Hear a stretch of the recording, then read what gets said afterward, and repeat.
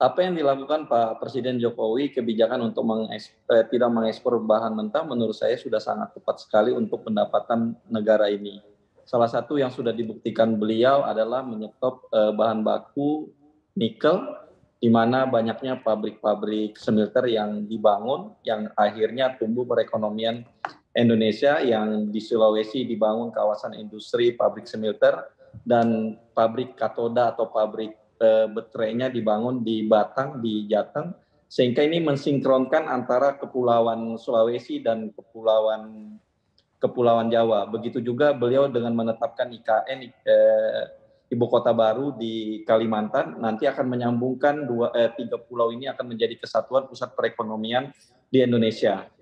Dan juga kebijakan ini sudah dimulai juga berlangsung lagi kepada batu bara, di mana beliau baru saja meresmikan pabrik DME atau bekerja sama dengan Air Product di Sumsel. Baru 2-3 hari kemarin beliau juga meresmikan yang investasinya 2 miliar atau hampir 30 triliun, di mana batu bara dibikin menjadi gasifikasi, sehingga nanti ke depannya mempersiapkan bagaimana energi batu bara tidak diekspor lagi ke luar negeri, tapi untuk menjadi kebutuhan dalam negeri.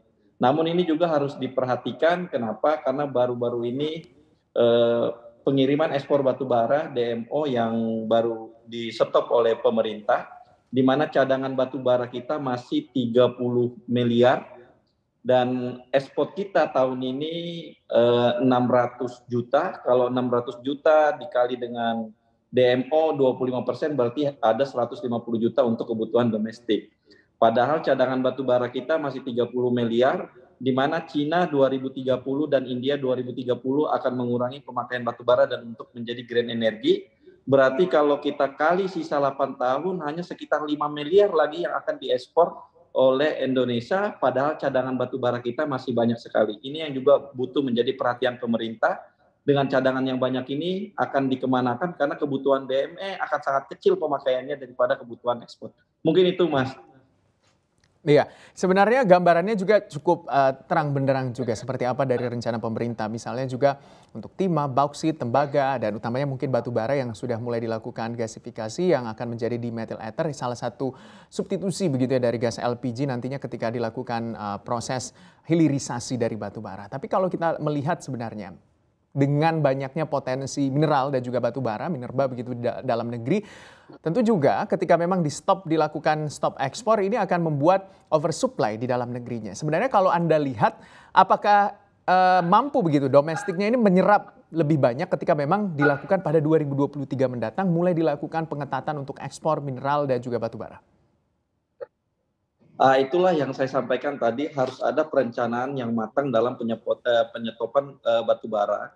Kenapa? Contoh misalnya DME yang dibangun di Sumsel itu, kalau kapasitasnya hanya 1,5 juta, itu kebutuhan batu baranya hanya sekitar 6 jutaan per tahun. Ada 5 perusahaan yang mendapatkan kontrak DME ini untuk pelaksanaan DME, berarti kan tidak sampai 50 juta untuk pemakaian dalam 1 tahunnya. Padahal ekspor selama ini yang sudah berlangsung itu sebesar 600 juta. Berarti ada 150 juta. Kebutuhan dalam negeri PLN hanya memakai sekitar 120 juta. Berarti kan ada kelebihan 30 juta yang emang tidak ada pangsa pasarnya di dalam negeri. Satu itu. Dan kedua, kadar pasar domestik yang ada di Indonesia itu hanya memakai GAR 4.000 sampai 5.000. Sedangkan 4.000 ke bawah dan 6.000 ke atas itu domestik di Indonesia tidak memakai. Sehingga di sana dilakukan ekspor, kawan-kawan, di mana undang-undang mengatur secara keseluruhan bahwa semua IUP dan semua PKP2B harus menyuplai 25% dari produksinya setiap tahun. Padahal pangsa pasarnya di Indonesia tidak ada. Ini juga menjadi keluar juga untuk para pengusaha-pengusaha yang pasarnya yang tidak ada di domestik Indonesia.